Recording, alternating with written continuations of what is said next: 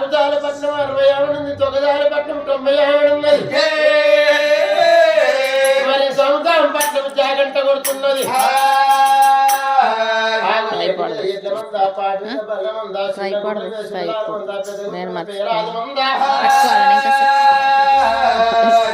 కొండల కొండాది ఉందా, గుట్టల్లో అవరాది ఉందా,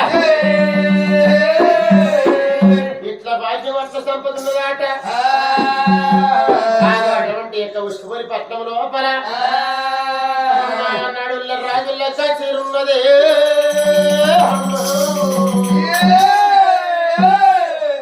రాజుల కచేరి కాడటువంటి వెనుకనేమి రాజు అటువంటి వెనుక రాజ్యం వెళ్తున్నాడు. రాజు పేరు వరదరాజు. మరి ఎన్ని వంట చేతులు పట్టిండు, ఏమి లేని వారికి ధనం అంటున్నాడు.